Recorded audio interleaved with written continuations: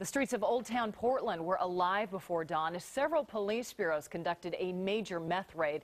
Raid happened before 5 a.m. in Old Town. KOIN Local 6 reporter Brent WEISBERG is live. And Brent, we know that Portland's police chief wants cameras installed in this part of town. Was this part of the investigation? Amy, good afternoon. No, but police say it really shows the need for those cameras and more enforcement in the Old Town, Chinatown area. Neighbors that we talked to say they are not surprised by this raid. Investigators take out a suspect in handcuffs, the result of a 6-month investigation into drug trafficking at this Old Town building. A lot of drug activity at the hip scene. It's a problem neighbors like Jason Isbell have been dealing with for years.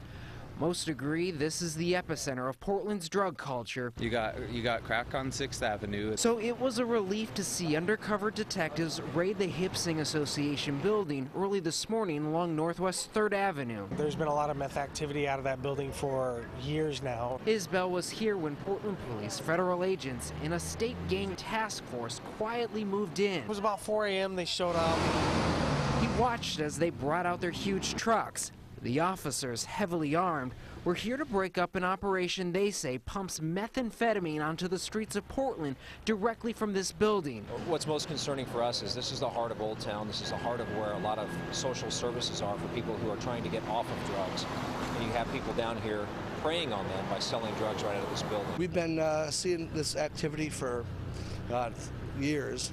And I'm glad to see it happen. Walter Cole works at a nearby business. He says all the signs were there, people coming and going around the clock. He says he knew right away what the problem was. Oh, it's got to be drugs. He's glad to see the handcuffs on those who he says cause all this trouble and is hopeful this raid will bring lasting change. It'll help it immensely.